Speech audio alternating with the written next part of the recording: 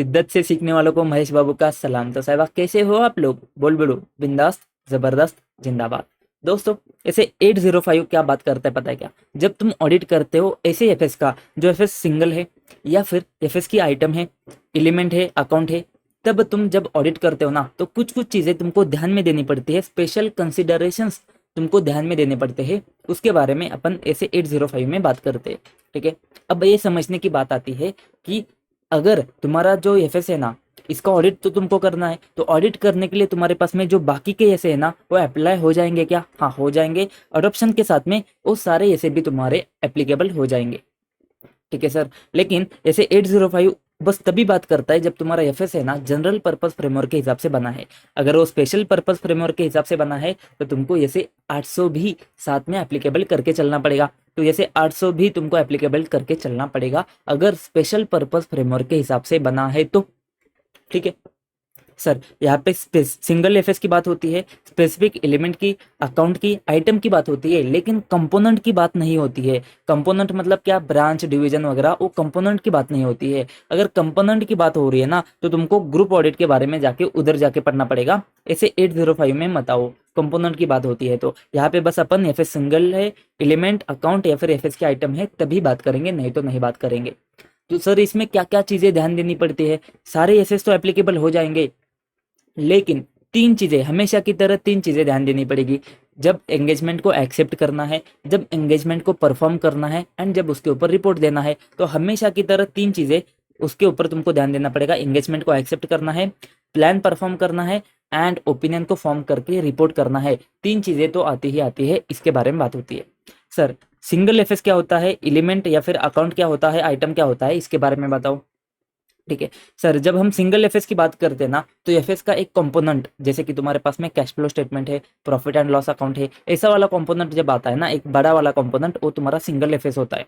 और element of FS या फिर element means element, account, item, सबको अपन एक ही नाम देंगे, एलिमेंट ऑफ एफएस। अगर एलिमेंट ऑफ एफएस है ना, तो उसमें क्या होगा? Debtors, cash and bank balances वगैरह हो जाएंगे। मतलब उसमें क्या है तुम्हारा, देखो वैसे क्या होता है, एलिमेंट का मतलब क्या है कि तुम्हारा एक सेट हो जाता है। फॉर एग्जांपल, इक्विटी का पोर्शन तुम्हारा एलिमेंट हो जाएगा, उसमें से अकाउंट और आइटम क्या हो जाएगा? उसका एक line, paid up share capital वगैरह, अकाउंट और लाइन हो जाएगा। ठीक है, तो ये जब इसके बारे में स्पेसिफिक तुमको ऑडिट करना पड़ता है ना, जैसे तुमको बस बोला है कि तुम रिसीवेबल चेक करो, या फिर बोला कि कैश एंड बैंक बस चेक करो, उसका ऑडिट करो, तब तुमको क्या करना है, जैसे 805 में आके उसको ऑडिट करना है। ठीक है, सिंगल एफएस और specific element of FS includes related notes, significant accounting policy और अदर एक्सप्लेनेटरी इंफॉर्मेशन। सर तुमको पूछेंगे सिंगल एफएस क्या होता है, तो ये चीज बतानी है। एग्जाम्पल के साथ अगर बताना है तो एग्जाम्पल दे दो। ठीक है, अकाउंट रिसीवेबल, प्रोविजन है, डाउटफुल डेट का, इन्वेंट्री है, ये सारे एग्जाम्पल तुम दे सकते हो। बात खत्म।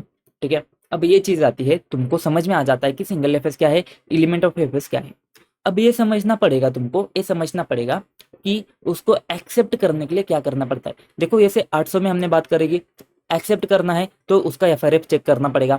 परफॉर्म करना है तो जैसे 200, 260, 320 एंड 700, ये चीजें तुमको चेक करनी पड़ेगी। एंड रिपोर्ट करते समय कुछ कुछ चीजें तुमको ध्यान में देनी पड़ती है, 701, 705, 706, 720, ये सारी चीजें तुमको ध्यान देनी पड़ती है। ठीक है, वैसे ही यहाँ पे भी अपन क्या देखेंगे, एक्सेप्ट करते समय, एंगेजमेंट को एक्सेप्ट करते समय तुमने क्या चीज का ध्यान देना है। तो मैंने बोला, देखो सर ऐसे 200 का रिक्वायरमेंट तुमको एप्लीकेबल हो जाएगा।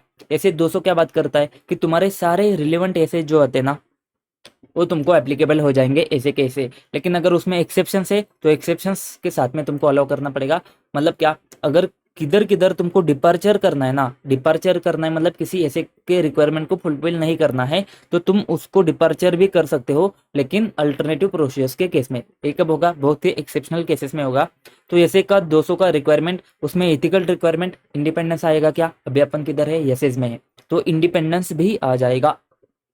तो 200 का रिक्वायरमेंट वैसा का वैसा तुम्हारा एप्लीकेबल हो जाएगा इसके केस में। सर मेन चीज क्या आती है, मेन चीज जो बच्चों को डाउट आता है ना, कि सर अगर हमारे पास में, अगर हमने पूरे सेट का एफएस ऑडिट नहीं किया है, देखो अभी तुम्हारे पास में दो एफएस आ जाएंगे। एक तो तुम्हारा कंप्लीट सेट ऑफ एफएस, नाम क्या है, कंप्लीट सेट ऑफ एफएस या फिर फुल एफएस अपन बोलेंगे। इसको नहीं, यहाँ पे कंप्लीट सेट ऑफ एफएस बोलेंगे क्योंकि ये पूरा एफएस है तुम्हारा। एंड दूसरा है उसका एक कंपोनेंट है, उसका कंपोनेंट नहीं बोलेंगे, उसमें क्या बोलेंगे अपन, उसका सिंगल एफएस है या फिर एलिमेंट है, आइटम है, अकाउंट है। ठीक है, तो 2 एफएस बनेंगे तुम्हारे पास में। फॉर एग्जाम्पल अपन एक एग्जाम्पल फिक्स कर देते हैं, रिसीवेबल। रिसीवेबल का ऑडिट करना है तुमको, तो रिसीवेबल एक हो जाता है एंड एक तुम्हारा पूरा कंप्लीट सेट ऑफ एफएस हो जाता है। तो नाम क्या है, complete set of FS. Sir पहला बच्चों का डाउट आता है कि ये जो कंप्लीट सेट ऑफ एफएस है, ठीक है, इसका ऑडिटर ही तुम्हारा, इसका ऑडिटर होना चाहिए क्या, रिसीवेबल का ऑडिटर होना चाहिए क्या, जो कंप्लीट सेट का एफएस का ऑडिटर है ना, वही ऑडिटर तुम्हारा होना चाहिए क्या? तो देखो ऐसे ने ऐसा डायरेक्टली नहीं बोला है कि वही ऑडिटर होना चाहिए, ऐसे ने ऐसा रोका भी नहीं है तुमको, बट ऐसे ने बोला है कि वही ऑडिटर होना चाहिए। सर क्या बात कर रहे हो? सर डायरेक्टली नहीं बोला है बट इनडायरेक्टली ऐसे ने बोल दिया कि वही ऑडिटर होना चाहिए। सर लॉजिकल बात समझो, लॉजिकली बात समझो, बाकी सब कुछ गया भाड़ में, लॉजिकली बात करो। तुमने अगर पूरे कंप्लीट सेट ऑफ एफएस को ऑडिट नहीं किया है और तुम सीधा सीधा रिसीवेबल को ऑडिट करने के लिए जाते हो, तो तुमको क्या दिक्कत आएगी? प्रैक्टिकली बात करो, क्या दिक्कत आएगी? सर एक तो हमको एंटिटी का अंडरस्टैंडिंग नहीं है, उसके इंटरनल कंट्रोल का अंडरस्टैंडिंग नहीं है। ठीक है, सिंपल सिंपल बात है, हमको एंटिटी का अंडरस्टैंडिंग नहीं है, उसके इंटरनल कंट्रोल का अंडरस्टैंडिंग नहीं है, उसके अकाउंटिंग के प्रोसीजर्स कैसे है, उसका अकाउंटिंग कैसे है, उसके पास में जो अकाउंटिंग का प्रोसीजर्स है उसका हमको अंडरस्टैंडिंग नहीं है, उसका क्वालिटी ऑफ अकाउंटिंग रिकॉर्ड जो है ना उसका हमको अंडरस्टैंडिंग नहीं है। ये तो गड़बड़ा सकती है। और बात करो, और बात करो सर, मजा आ रहा है। देखो सर, तुमको रिसीवेबल चेक करना होता है, बट बस बस बस बस बस रिसीवेबल अगर तुम चेक करोगे तो काम हो जाएगा क्या? नहीं होगा ना। क्यों? क्योंकि तुमको वो रिसीवेबल है ना, वो तुम्हारा ऐसा है, एक अमाउंट है और हो गया, ऐसा नहीं है ना, उसका लिंकिंग है ना भाई। रिसीवेबल तब चेक होगा जब तुम्हारे पास में सेल हुआ है, तो सेल तुमको चेक करना पड़ेगा, सेल हुआ है उसके साथ में इन्वेंट्री आउट हुआ है क्या, तभी तुम्हारा रिसीवेबल चेक होगा। उसके अगेंस्ट में पैसे आए क्या, मतलब जब तुम सेल चेक करोगे, इन्वेंट्री चेक करोगे, bank cash and bank cheque करोगे, तभी तुमको रिसीवेबल पक्का पक्का कंफर्म हो जाएगा। ठीक है, तो ये बाकी की सारी चीजें भी तो चेक करनी होती है ना, ये तुमको तभी समझ में आएगा जब तुमने कंप्लीट सेट को एफएस किया है, कंप्लीट सेट का, कंप्लीट एफएस का तुमने ऑडिट किया है, तभी समझ में आएगा ना। बस तुम रिसीवेबल चेक करोगे तो तुम्हारा वो कैसे कैसे तुम चेक करोगे? ठीक है, उसके साथ में और एक चीज समझो, देखो जैसे कि तुमको अभी यहाँ पे फ्रॉड भी हो सकता है, तो रिसीवेबल है तो उसमें फ्रॉड भी हो सकता है, तो फ्रॉड आता है तो 240 आएगा, तो इसमें तुम्हारे पास में रिलेटेड पार्टी भी आ सकते हैं तो 550 आएगा, इसमें तुम्हारा गोइंग कंसर्न भी आएगा, गोइंग कंसर्न भी हो सकता है।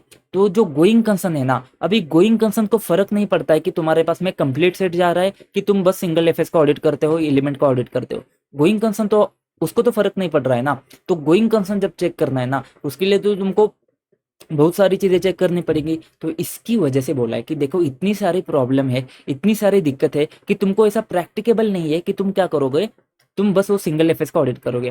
ठीक है, तो तुमको डायरेक्टली नहीं पूछेंगे, कभी भी नहीं पूछेंगे कि इसका ऑडिटर बनेगा कि नहीं बनेगा। तुमको क्या पूछेंगे कि तुम्हारे केस में इम्प्रैक्टिकेबल है, मे नॉट बी प्रैक्टिकेबल, तो तुम चीज बताओ कि क्यों प्रैक्टिकेबल नहीं है, क्यों प्रैक्टिकेबल नहीं है कि कंप्लीट सेट का ऑडिट अगर तुमने नहीं किया है तो तुम single FS, element of FS का ऑडिट करोगे, ये चीज प्रैक्टिकेबल क्यों नहीं है? तो सबसे पहले हमारे पास में लिमिटेड अंडरस्टैंडिंग है, किसका? एंटिटी का, उसके एनवायरनमेंट का, उसके इंटरनल कंट्रोल का। दूसरी चीज है उसका अकाउंटिंग रिकॉर्ड का क्वालिटी जो है ना, उसके ऊपर हमारे पास में अच्छे से एविडेंस नहीं है क्योंकि वो चीज हमने चेक नहीं करी है। तीसरी चीज कोरेबरेटिव, कोरेबरेटिव ऑडिट एविडेंस की बात करता है, मतलब क्या? देखो हमने एक चीज तो बात करी थी रिसीवेबल के बारे में, लेकिन सेल में, इन्वेंट्री में, सेल में, इन्वेंट्री में, कैश एंड बैंक में, वो सारी चीजें भी तुमको चेक करनी पड़ेगी ना, ये चीज तुम्हारे पास में नहीं होगी। Auditor may need further evidence to corroborate audit evidence acquire from the accounting records. उसके बाद में कुछ काम जो है ना, कुछ ऐसे का रिक्वायरमेंट है ना, वो तुम्हारा डिसप्रोपोर्शनेट है, डिसप्रोपोर्शनेट है, जो तुम्हारे उसको फर्क नहीं पड़ता कि तुम क्या चीज चेक कर रहे हो। ठीक है, वो जो एलिमेंट है तुम्हारा, जो एलिमेंट ऑडिट हो रहा है ना रिसीवेबल, उससे डिसप्रोपोर्शनेट है, जैसे जैसे 570 है ना, उसको फर्क नहीं पड़ता है कि तुम क्या चीज चेक कर रहे हो। एंड उसके साथ में इसी वजह से प्रैक्टिकेबल नहीं हो सकता है। तो अगर ये प्रैक्टिकेबल नहीं है ना, तो तुमको डिस्कस करना पड़ेगा मैनेजमेंट के साथ में, और तुमको बोलना पड़ेगा कि अपन क्या करेंगे, किसी और टाइप के एंगेजमेंट में एंटर करते हैं जहाँ पे प्रैक्टिकेबल हो जाएगा। तो गिवन केस में क्वेश्चन आएगा, इंपॉर्टेंट है, चैलेंजेस क्या है in case of auditing complete, not auditing complete set of FS. ठीक है, in case not auditing complete set of FS, तो उस केस में तुम्हारे पास में चैलेंजेस क्या है? एक तो पहले एंटिटी उसका एनवायरमेंट कंट्रोल का अंडरस्टैंडिंग नहीं है, अकाउंटिंग रिकॉर्ड की क्वालिटी के बारे में एविडेंस नहीं है, कोलैबोरेटिव ऑडिट एविडेंस नहीं है हमारे पास में, डिसप्रोपोर्शनेट कुछ पोर्शन होता है ऐसे का रिक्वायरमेंट का, तो चीज़ आती है और इसी वजह से हो सकता है कि तुम्हारे पास में प्रैक्टिकेबल नहीं है तो मैनेजमेंट के साथ में बात करो, डिस्कस करो, कौन से एंगेजमेंट में जाओ, दूसरे एंगेजमेंट में जाओ जहाँ पे वो ज़्यादा एंगेजमेंट प्रैक्टिकेबल है। तो लेकिन सर अपन किधर है, एंगेजमेंट एक्सेप्ट करते समय ही है तो हमको एफआरएफ तो चेक करना पड़ेगा ना। तो दोस्त एफआरएफ तो आता ही है और जब जब एफआरएफ आएगा ऐसे 210 का रिक्वायरमेंट आएगा, जैसे हमने देखा ऐसे 210 में हमको क्या चेक करना होता है एफआरएफ के लिए, एफआरएफ एक्सेप्टेबल है कि नहीं है उसके लिए डिटरमाइन करो, nature of FS, nature of entity, FS का पर्पस क्या है, स्पेशल पर्पस है, जनरल पर्पस है, ठीक है, एसएफएस है, सीएफएस है या फिर लॉ एंड रेगुलेशन है कुछ, उसके बारे में हमको देख के समझना पड़ता है कि एफआरएफ एक्सेप्टेबल है कि नहीं है। ठीक है, तो 210 के हिसाब से देखो, डिटरमाइन करो कि एफआरएफ तुम्हारा एक्सेप्टेबल है या नहीं है। ठीक है, ये चीज तुमको चेक करनी पड़ेगी कि एफआरएफ तुमको एक्सेप्टेबल है कि नहीं है। हमेशा की तरह तुमको फोकस करना पड़ेगा यूजर के नीड के ऊपर, यूजर का नीड क्या है, उसमें डिस्क्लोजर क्या जाने चाहिए, डिस्क्लोजर इनफ है क्या, एफआरएफ ने प्रोवाइड किया क्या इनफ डिस्क्लोजर, वो सब चीज तुमको ध्यान देनी पड़ेगी। एंड देखो, framework based on establish standards क्या बात करता है, अगर एफआरएफ तुम्हारा इस्टेब्लिश स्टैंडर्ड सेटिंग ऑर्गेनाइजेशन के फ्रेमवर्क के आधार पर बेस हुआ है तो उस केस में तुमको देखना पड़ेगा अप्रोप्रिएट प्रेजेंटेशन एंड डिस्क्लोजर है क्या स्पेसिफिक इन्फॉर्मेशन का। सर हमने जब ऐसे 800 के बारे में बात करी थी ना, तब हमने बोला था कि अगर स्टैंडर्ड सेटिंग कोई एस्टेब्लिश ऑर्गेनाइजेशन है, अगर तुम्हारे पास में ऑर्गेनाइजेशन ने दिया है या फिर रेगुलेटरी रिक्वायरमेंट ने दिया है ना, तो अपन एफआरएफ एक्सेप्टेबल मानते कि अपन एफआरएफ एक्सेप्टेबल है स्पेशल पर्पस केस में। बट यहाँ पे हम नहीं मान रहे डायरेक्ट एक्सेप्टेबल है, हमको यहाँ पे प्रेजेंटेशन एंड डिस्क्लोजर देखना पड़ेगा। सर ऐसा क्यों, ना इंसाफी क्यों ऐसे 805 के साथ में ना इंसाफी नहीं है दोस्त। समझने की बात ये आती है कि देखो तुम्हारे पास में अभी एक एलिमेंट है बस रिसीवेबल, तो हो सकता है कि उन्होंने एफआरएफ में बोला है कि रिसीवेबल में क्या क्या चीज तुमको एफएस में देनी है, इतना बोला है, बट कैसे कैसे देनी है ये नहीं बोला है। ऐसा हो सकता है ना, तो प्रेजेंटेशन एंड डिस्क्लोजर का रिक्वायरमेंट है ना, वो तुम्हारा अप्रोप्रिएट है क्या, ये चीज तुमको चेक करनी पड़ेगी, बात खत्म दोस्त। कुछ भी नहीं है, बस फालतू की चीज है, तुमको एक्सेप्ट करना है ना। 200 का रिक्वायरमेंट आएगा, 210 का रिक्वायरमेंट आएगा, 210 क्यों, एफआरएफ के लिए। एफआरएफ को आगे बढ़ाते हैं, यूजर के नीड्स के ऊपर फोकस करो एंड फ्रेमवर्क अगर एस्टेब्लिश स्टैंडर्ड है ना, तो उसमें बस तुमको देखना है उसमें प्रेजेंटेशन एंड डिस्क्लोजर का रिक्वायरमेंट होता है क्या। एफआरएफ की बात खत्म। जो तुमको क्वेश्चन आता है ना, जो तुमको डाउट आता है ना कि कंप्लीट सेट ऑफ एफएस अगर ऑडिट नहीं किया है तो क्या चैलेंजेस होंगे, तो भाई सिंपल सी बात है, एंटिटी को अंडरस्टैंड नहीं किया है हमने, एनवायरनमेंट को अंडरस्टैंड नहीं किया है, कंट्रोल को अंडरस्टैंड नहीं किया है, अकाउंटिंग रिकॉर्ड को क्वालिटी हमको पता नहीं है, कोलैबोरेटिव ऑडिट एविडेंस नहीं है हमारे पास में, और कुछ ऐसे का रिक्वायरमेंट है ना वो डिसप्रोपोर्शनेट होता है, उसको फर्क नहीं पड़ता है, तो उस केस में तुम्हारे पास में क्या है, प्रैक्टिकेबल नहीं होगा, तो तुम क्या करो, दूसरे एंगेजमेंट में जाओ।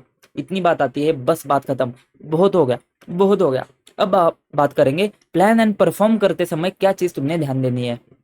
हमने जब जैसे 800 के बारे में बात करी थी, तब हमने बात करी थी कि हमको क्या क्या देखना होता है, 200 उसमें 60 ऐड करो, 60 ऐड करो, 260 उसमें 60 ऐड करो, 320 उसमें इंटू 2 करके 60 ऐड करो, 700।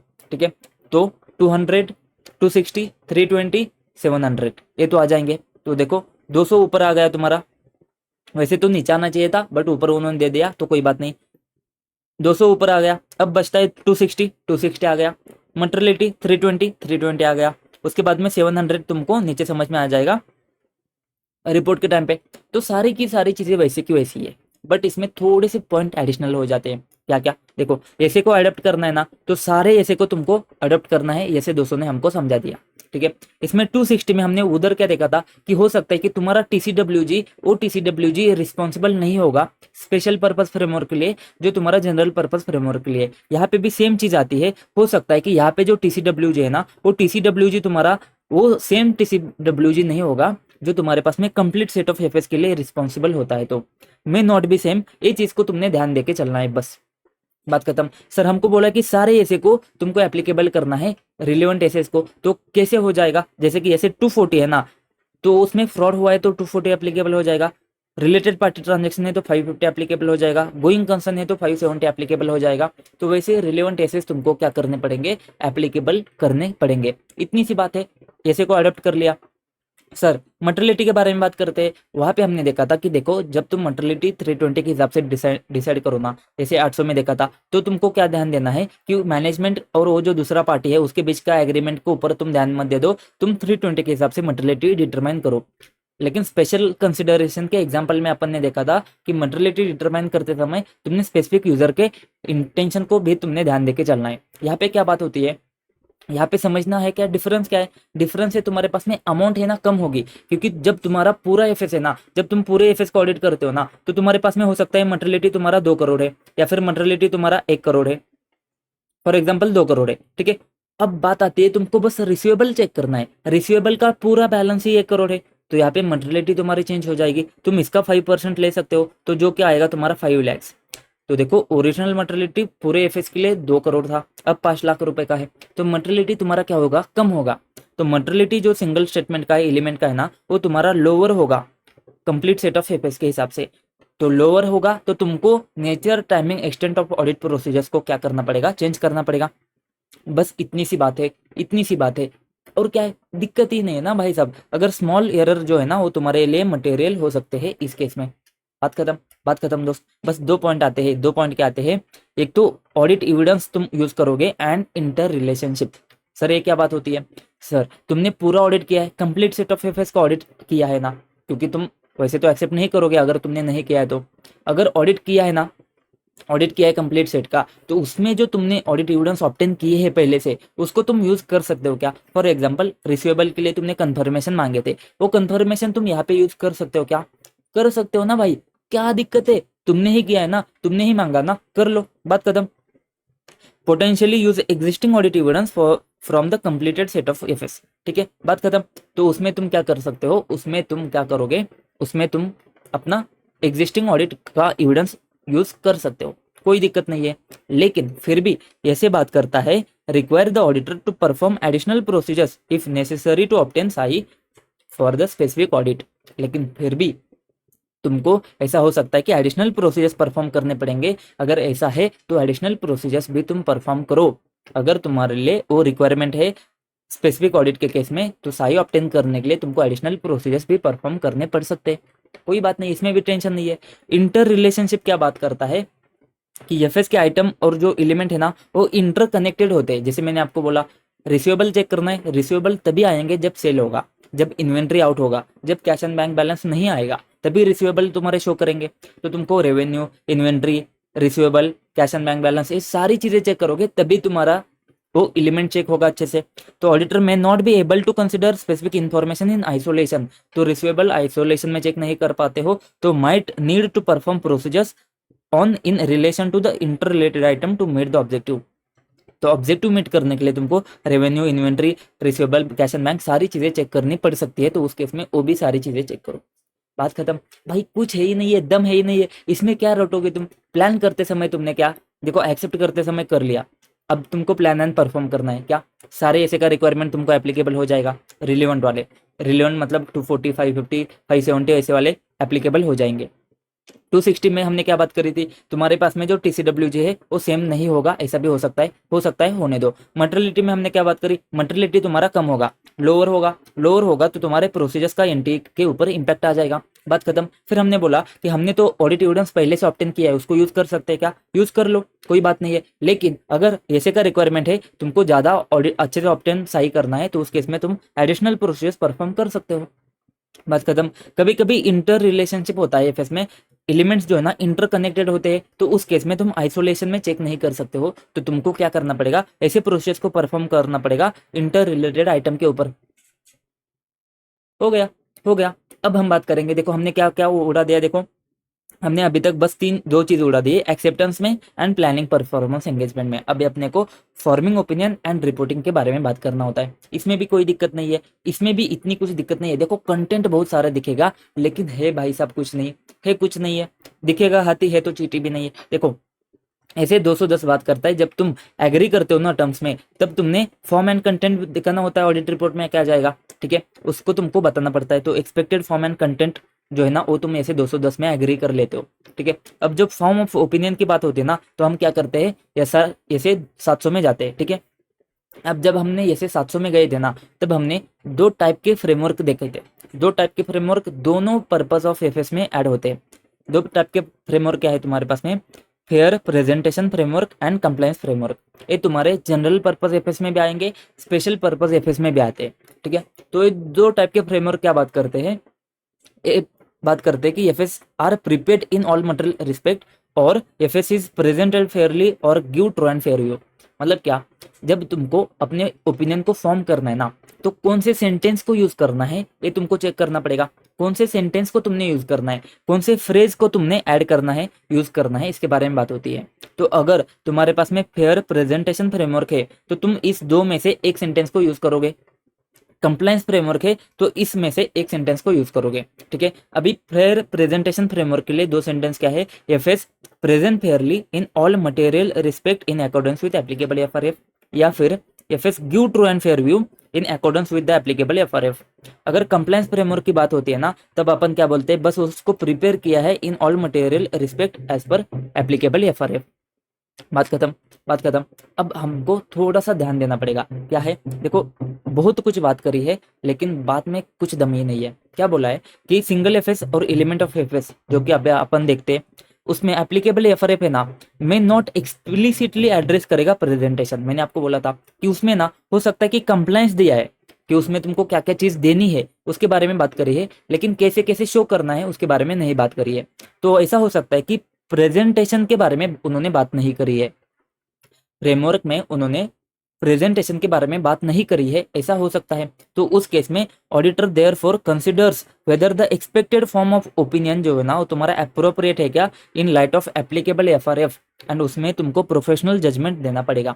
मतलब अगर उसने बस कंप्लायंस फ्रेमवर्क के बारे में बात करी है तो तुम क्या करोगे, प्रिपेयर किया है इस सेंटेंस का यूज करोगे।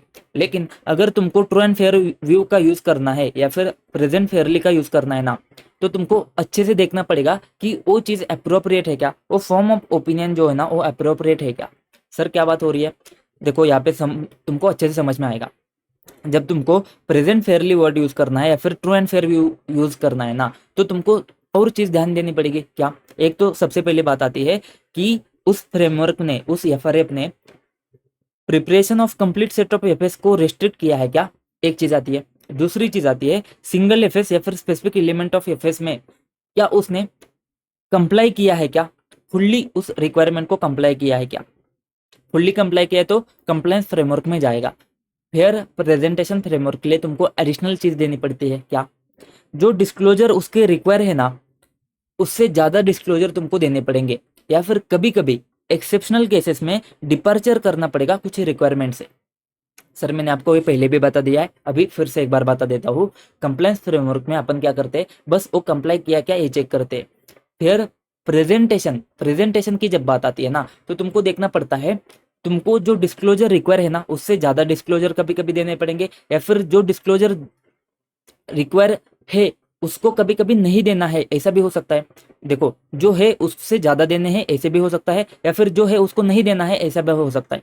नहीं देना है कब होगा, बहुत ही एक्सेप्शनल केस में, रेयर केस में होगा कि डिपर्चर करना पड़ेगा रिक्वायरमेंट से। अगर ऐसा वाला अगर एफएस है ना तुम्हारा, तो ही तुम्हारा क्या जाएगा, फेयर प्रेजेंटेशन फ्रेमवर्क, ठीक है। तो उसी केस में बस तुम क्या करोगे, फेयरली या फिर ट्रू एंड फेयर व्यू का यूज करोगे। तो जब यूज करना है ना, तो तुमने किस चीज को ध्यान देना है, एक तो उस एफआरएफ ने तुमको कंप्लीट सेट एफएस को प्रिपेयर करने के लिए रेस्ट्रिक्ट नहीं किया है, एंड दूसरी चीज सिंगल एफएस स्पेसिफिक एलिमेंट है ना, एक तो फुल्ली कंप्लाई करता है उस रिक्वायरमेंट को, एक तो फुल्ली कंप्लाई करता है, एंड उसके साथ में अगर अगर नेसेसरी है प्रेजेंटेशन को अचीव करने के लिए, तो डिस्क्लोजर बियॉन्ड रिक्वायर, जो रिक्वायर है उससे ज्यादा डिस्क्लोजर देने पड़ेंगे, या फिर डिपर्चर करना पड़ेगा एक्सेप्शनल केसेस में अगर रिक्वायर है तो।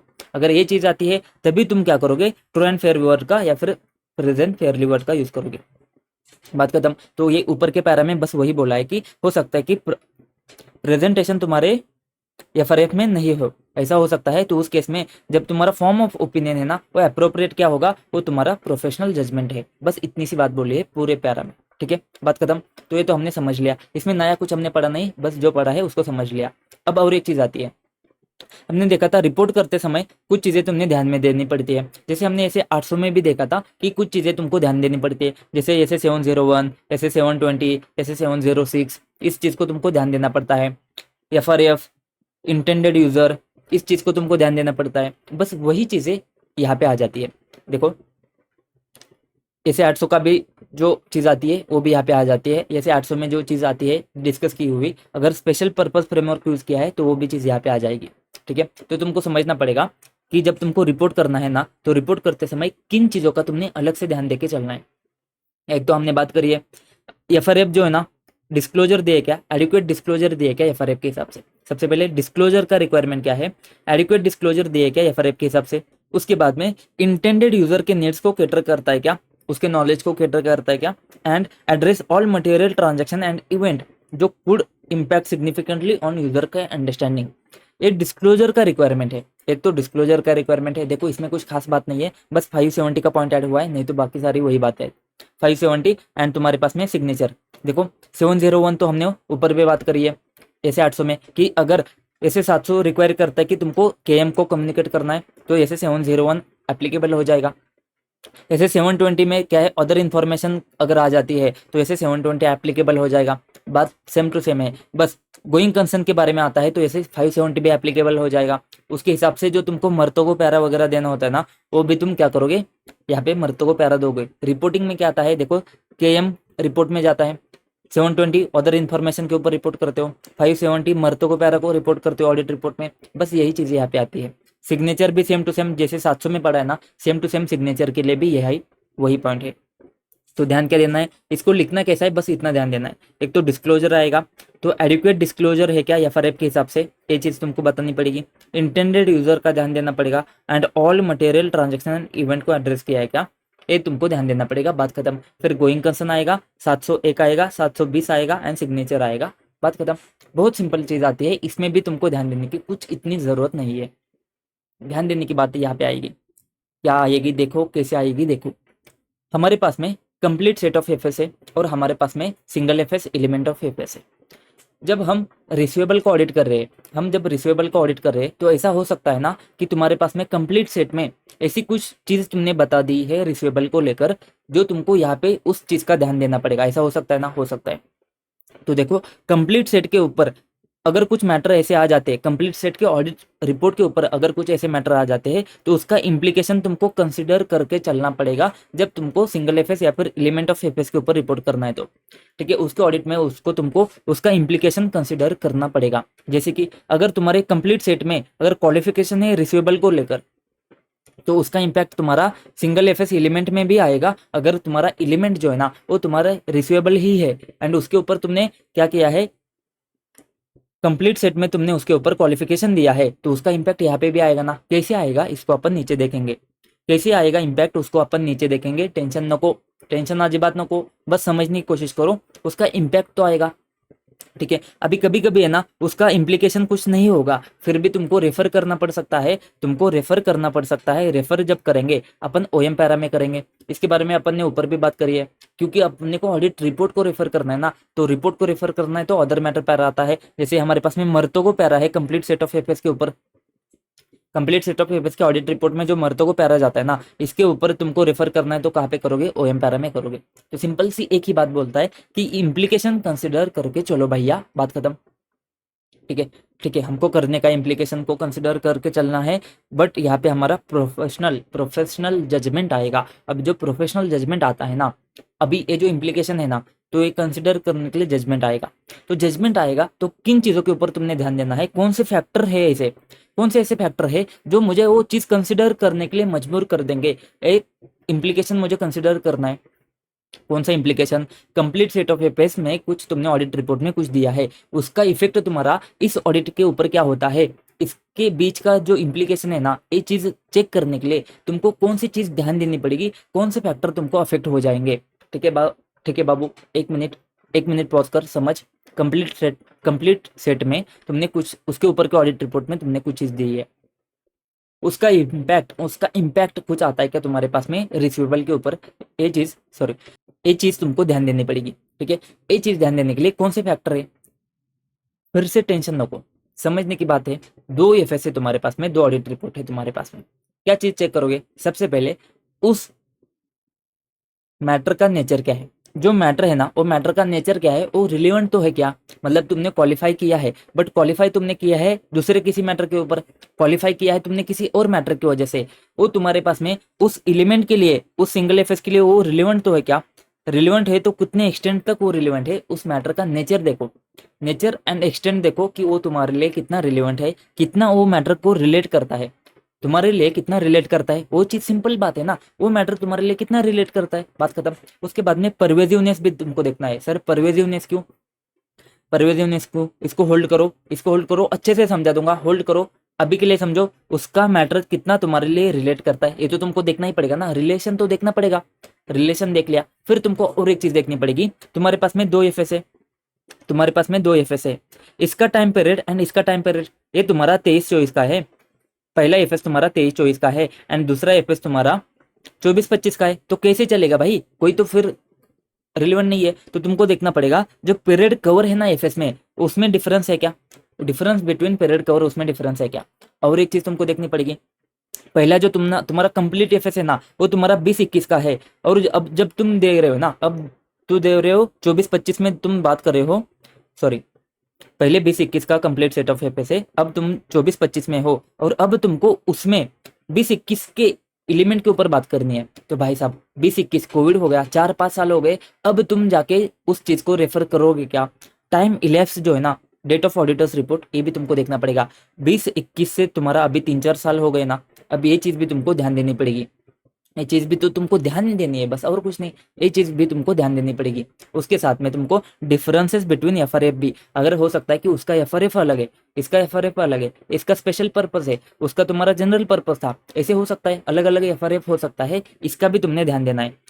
रटने जाओगे घुसेगा नहीं दिमाग में, चीजें समझो, सबसे पहले नेचर देखना है, एक्सटेंट देखना है, कितना रिलेट करता है, बात खत्म। परवेजिवनेस देखना है, इसको मैंने अभी तक नहीं समझाया, बाद में समझा दूंगा। नेचर एक्सटेंट कितना रिलेट करता है, परवेजिवनेस एक देखना है, एफआरएफ में डिफरेंसेस है क्या देखना है, तुम्हारा जो टाइम पीरियड है ना, वो पीरियड जो कवर किया है ना, उसमें डिफरेंसेस है क्या, एंड पीरियड जो तुम्हारा टाइम खत्म हुआ है ना, उससे अभी तक कितना टाइम इलेप्स हो चुका है, ये देखना है, बात खत्म, बात खत्म। अब देखो तुम्हारे पास में कंप्लीट सेट के ऊपर एंड सिंगल एफएस के ऊपर तुमको रिपोर्ट करना है ना, तो जब भी तुम रिपोर्ट करोगे ना, तो तुम्हारा सेपरेट ओपिनियन जाएगा दोनों के केस में, दो एंगेजमेंट अलग अलग है, तो दोनों के केस में तुम्हारा सेपरेट ओपिनियन जाएगा ईच एंगेजमेंट के लिए, बात खत्म। सर दोनों रिपोर्ट को तुम साथ में पब्लिश कर सकते हो क्या, कर सकते हो, लेकिन कुछ कंडीशन आते हैं, क्या कंडीशन, एफएस का जो प्रेजेंटेशन है ना, दोनों का क्लियरली डिफरेंशिएटेड होना चाहिए, एफएस का प्रेजेंटेशन दोनों का अलग अलग होना चाहिए, अगर नहीं है ना, तो मैनेजमेंट को बोलो सिचुएशन को रेक्टिफाई करे, मैनेजमेंट को बोलो सही सही से दे दे,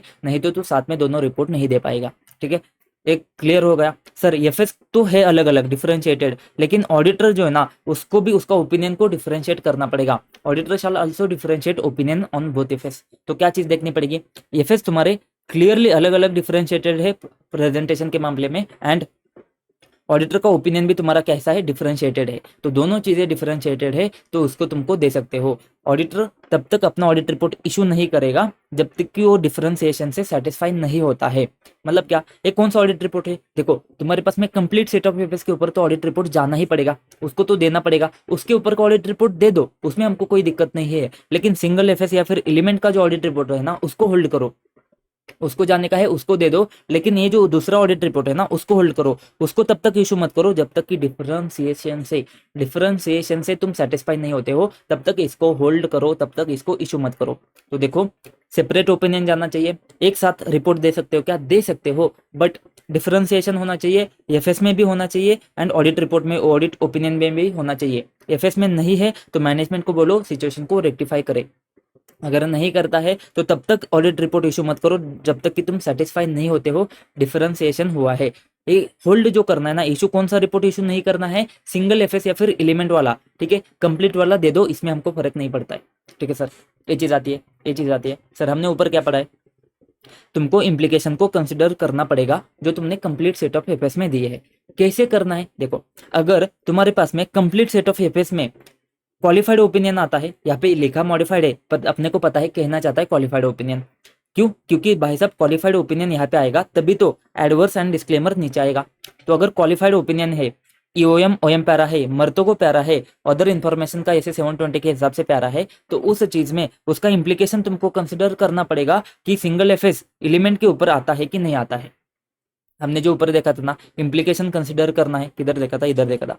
वो कैसे करना है तुमको देखना है। जैसे कि यहाँ पे देखो क्वालिफाइड मैटर है, तो हमने बात करी है क्वालिफाइड मैटर है, तो वो जो मैटर है ना, वो मैटर ही तुम्हारा एलिमेंट ऑफ एफएस है क्या। जैसे क्वालिफिकेशन किया है तुमने कंप्लीट सेट में रिसीवेबल को लेकर, वही क्वालिफिकेशन यहाँ पे है क्या, ये चीज तुमको चेक करनी पड़ेगी।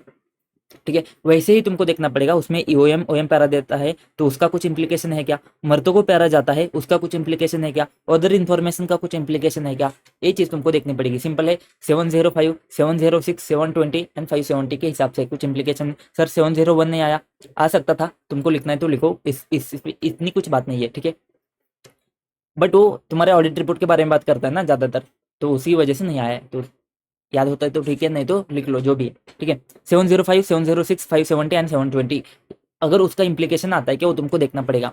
यहाँ पे मॉडिफाइड लिखा है बट अपने को पता है क्वालिफाइड, क्यों, क्योंकि नीचे दिया है एडवर्स एंड डिस्क्लेमर के बाद में।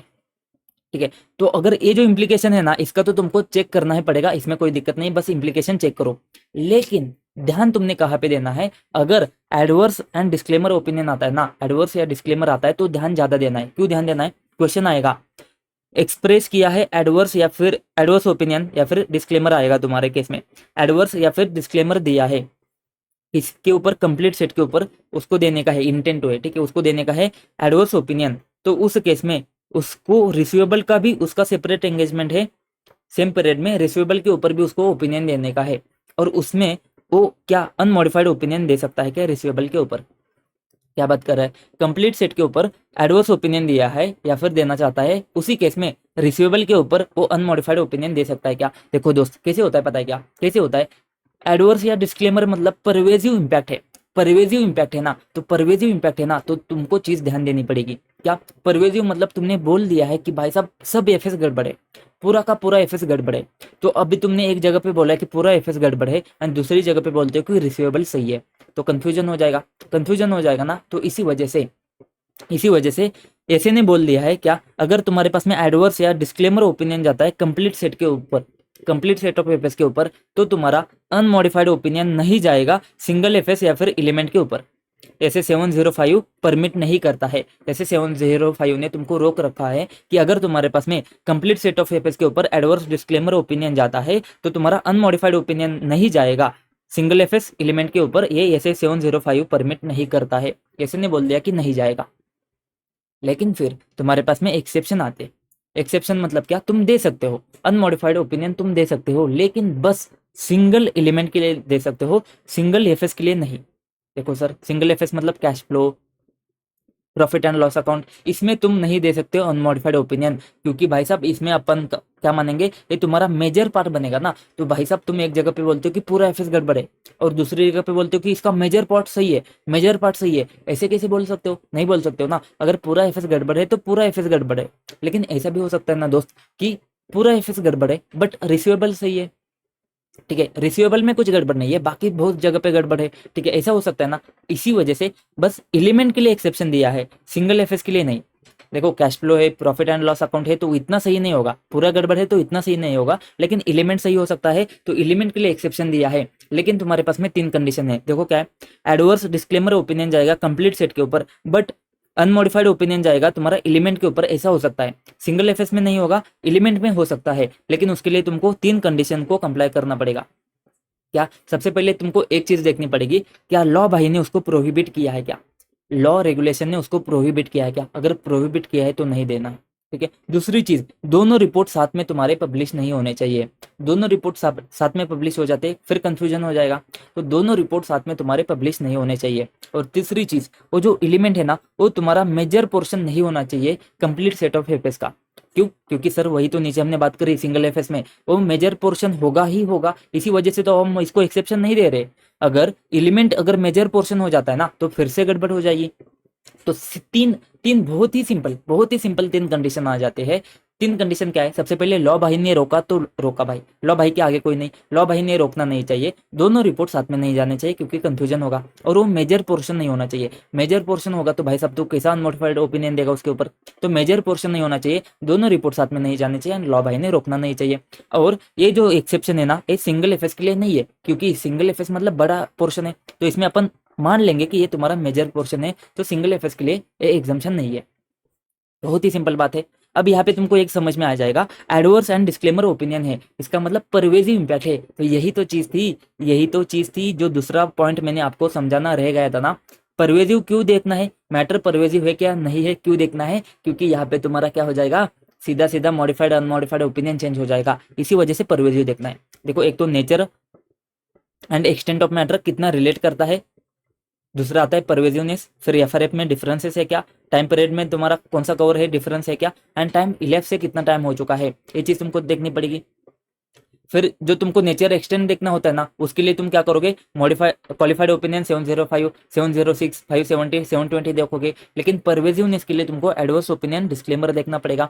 इसमें क्या बोला है कि अगर तुमने कंप्लीट सेट के ऊपर एडवर्स डिस्क्लेमर दिया है ना, तो तुम अनमॉडिफाइड नहीं दे सकते हो, सिंगल या फिर एलिमेंट के ऊपर नहीं दे सकते हो। लेकिन एक्सेप्शन दिया है एलिमेंट को, कब दिया है, तभी जब तुम तीन कंडीशन सेटिस्फाई करते हो, लॉ भाई ने रोकना नहीं चाहिए, पब्लिश नहीं करना है दोनों रिपोर्ट साथ में, एंड मेजर पोर्शन नहीं होना चाहिए तुम्हारा, तभी तुम दे सकते हो। सिंगल एफएस के लिए एक्सेप्शन नहीं है।